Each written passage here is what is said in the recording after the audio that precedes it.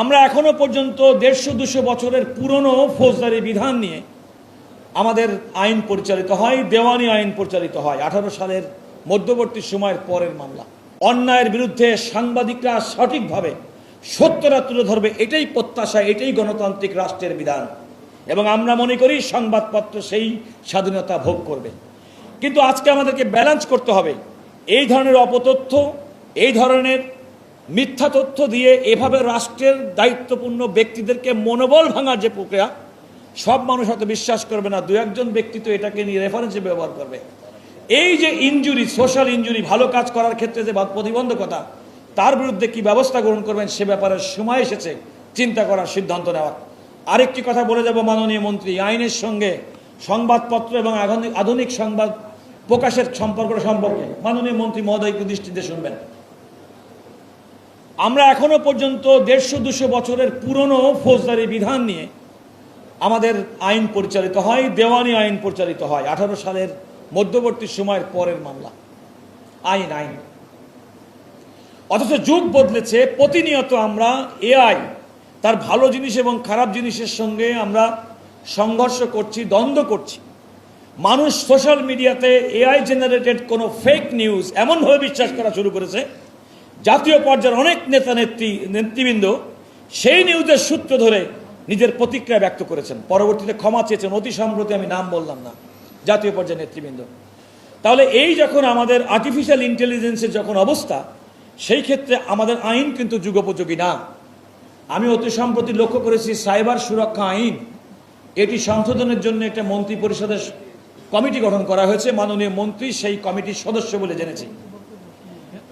আগামী দিনের চ্যালেঞ্জ মোকাবেলায়, তথ্য সন্ত্রাস মোকাবেলায়, কিংবা আগামী দিনের সময়ের ক্ষেত্রে with the advancement of artificial intelligence আমাদের আইনটাকেও যুগোপযোগী করতে হবে। আমি একটা খেয়াল করে দেখেন, আপনারা সাংবাদিক বন্ধুদেরকে আমি আপনাদেরকে অনুরোধ করব, 8 তারিখে একটা মামলার শুনানি আছে, আপনারা শুনানিতে থাকবেন। জনাব শিশির মনির সেই মামলার বাদী পক্ষের আইনজীবী। আপনারা খেয়াল করবেন, আমাদের যে কোনো ফৌজদারি মামলায় যখন তদন্তকারী কর্মকর্তা যখন কোনো জিনিস মালামাল সিজ করে, এর কিন্তু ব্যবস্থাপনা হয়। আপনি যদি শাহবাগ দিয়ে যান, দেখবেন থানার পাশে পুরনো জং ধরা গাড়ি পড়ে আছে।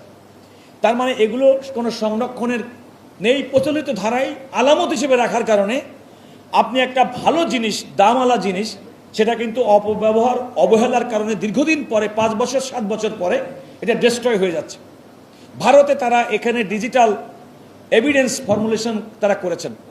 শিশির মনিরের এই মামলার সময় অ্যাটর্নি জেনারেল হিসেবে যাওয়ার পরে আমি বলেছি, রাষ্ট্রের এক্ষেত্রে অবশ্যই দায়িত্ব আছে।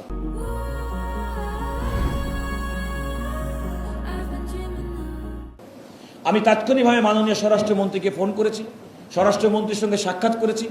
স্বরাষ্ট্রমন্ত্রী এই বিষয়টির গুরুত্ব অনুধাবন করে তাৎক্ষণিকভাবে স্বরাষ্ট্র সচিবকে দিয়ে একটা হাই পাওয়ার একটা মিটিং, যেটা অ্যাটর্নি জেনারেলের সভাপতিত্বে অনুষ্ঠিত হবে আগামী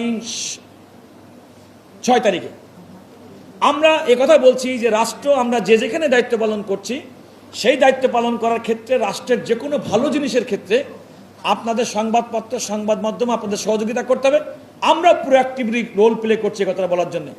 শেষ কথা বলবো মাননীয় মন্ত্রী, আগামী দিনের জন্য it's a very alarming thing, take it from me. এই ধরনের ডিজিটাল ইস্যুস ডিল করার জন্য মাননীয় মন্ত্রী একটু কষ্ট করে খেয়াল করে শুনবেন। আমরা যখন কোনো একটা আইন করি, সেই আইনটা কিন্তু দ্রুত কিন্তু পরিবর্তন, সংশোধন হয় না। এখনো পর্যন্ত প্রতিদিন ডিজিটালি আমরা যে সমস্ত অপরাধ দেখি, গুটি কয়েক আইন ছাড়া এই সমস্ত ডিজিটাল এভিডেন্সগুলো কিন্তু প্রচলিত ধারার বিচার ব্যবস্থায় সাধারণত ব্যবহার করা হয় না। সময় এসেছে অথেন্টিক ডিজিটাল এভিডেন্সকে আপনার যে কোনো ট্রায়ালের ক্ষেত্রে বাধ্যতামূলক গ্রহণ করার জন্য সার্বজনীন আইন প্রণয়ন করতে হবে। দ্বিতীয়ত, আইন যখন করবেন, আইনের মধ্যে এমন বিধান থাকবে যে প্রশাসনিক সিদ্ধান্ত কিংবা সংশ্লিষ্ট মন্ত্রীর মাধ্যমে, পরবর্তীতে আদেশের মাধ্যমে সময় উপযোগী ওই আইনের সঙ্গে সামঞ্জস্যপূর্ণ নতুন কোনো অপরাধকে অ্যাড্রেস করার জন্যে সংশোধনীর তাৎক্ষণিক ব্যবস্থা থাকবে। তা নাহলে দিন দিন ডিজিটাল ফর্মে যে ধরনের অপরাধ আমরা প্রতিনিয়ত নতুন মাত্রায় দেখছি, সেগুলো ডিল করার জন্য আমাদের প্রচলিত আইন যথেষ্ট নয়, অপ্রতুল। সেকেলে এটাকে আপডেট করতে হবে। আমি মনে করি মাননীয় মন্ত্রী, আপনি অত্যন্ত আধুনিক মানুষ, আধুনিক চিন্তা চেতনা করছেন, আপনার কথার মধ্যে সেগুলো প্রকাশ পায়। আমি বিশ্বাস করি আমি যা বলতে চেয়েছি আপনারা সবাই বুঝেছেন এবং মাননীয় মন্ত্রী নিশ্চয়ই সে বিষয়টির গুরুত্ব দিবেন, এটা আমার বিশ্বাস। আপনাদের সবাইকে অসংখ্য ধন্যবাদ। আসসালামু আলাইকুম।